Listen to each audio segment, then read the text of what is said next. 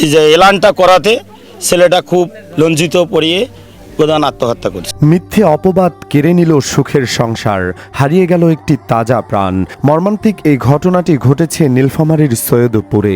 জানা গেছে এক যুবককে গরুচোর অপবাদ দিয়ে মসজিদের মাইকে ঘোষণা দেওয়া হয়। সকালে এমন মাইকিং শুনে রকুনুজ্জামান নামে ওই যুবক মানসিকভাবে ভেঙে পড়েন। পরে দুপুরে তার নিজ ঘর থেকে ঝুলন্ত মরদেহ উদ্ধার করা হয়। পরিবারের একমাত্র উপার্জনক্ষম মানুষকে হারিয়ে এখন দিশেহারা পরিবার। উপজেলার বোতলাগাড়ি ইউনিয়নের দক্ষিণ সোনাখুলি ওয়াবাড়ি গ্রামে রকুনুজ্জামানের বাড়িতে গিয়ে দেখা যায় স্বামীকে হারিয়ে স্ত্রী আবিয়া বেগম দরজায় বসে আহাজারি করছেন। বাবার শোকে মায়ের পাশে নির্বাক অবুঝ দুই সন্তান ইমরান ও রুকাইয়া। কিভাবে সংসার চলবে, কিভাবে লালন পালন করবেন সন্তানদের, এমন দুশ্চিন্তায় পড়েছেন আবিয়া বেগম। স্বামীর রেখে যাওয়া ভিটে মাটি ছাড়া আর কোনো সম্পদও নেই তাদের। এই ঘটনায় এলাকায় এখনও শোকের ছায়া। রকুনুজ্জামান পেশায় ফল ব্যবসায়ী ছিলেন। স্ত্রী, দুই সন্তান ও বাবা মাকে নিয়ে ছিল তার সুখের সংসার।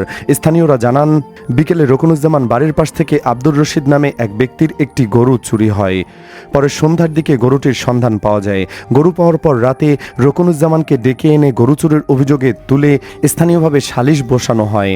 তার আগে প্রায় 3 ঘন্টা রকুনুজ্জামান ও তার বাবা জহুরুল হক বাট্টুকে একটি ঘরে আটকে রাখা হয়। পরে সালিশে তাকে 2200 টাকা জরিমানা করা হয়। এ সময় তার কাছ থেকে সাদা কাগজে স্বাক্ষরও নেয় তারা। এরপর সকালে গরুর মালিক আব্দুর রশিদ বাড়ির পাশের মসজিদের মাইকে রকুনুজ্জামানকে চোর বলে ঘোষণা দেন। ঘোষণায় বলা হয়, কারো গরু বা মুরগি চুরি হলে রকুনুজ্জামান ও তার পরিবারকে ধরলে পাওয়া যাবে, কারণ তারা চোর। গতকাল তারা গরু চুরি করে ধরা পড়েছে। এই ঘোষণা শোনার পর রকুনুজ্জামান লজ্জা ও অপমানে নিজ ঘরের তীরের সঙ্গে রশি পেঁচিয়ে আত্মহত্যা করেন। পরিবারের লোকজন টের পেয়ে দরজা ভেঙে তার মরদেহ দেখতে পায়। এ সময় খবর দিলে মরদেহ উদ্ধার করে মর্গে পাঠায় পুলিশ। ঘটনার পর রকুনুজ্জামানের বাবা সেকেন্দার আলী সহ 7 জনকে আসামি করে আত্মহত্যার প্ররোচনা মামলা করেন। তবে মামলার 5 দিন পেরিয়ে গেলেও পুলিশ বলছে আসামিরা পলাতক থাকায় কাউকে গ্রেফতার করা যায়নি। দর্শক, মিথ্যে অপবাদের কারণে শেষ হয়ে গেল একটি পরিবার।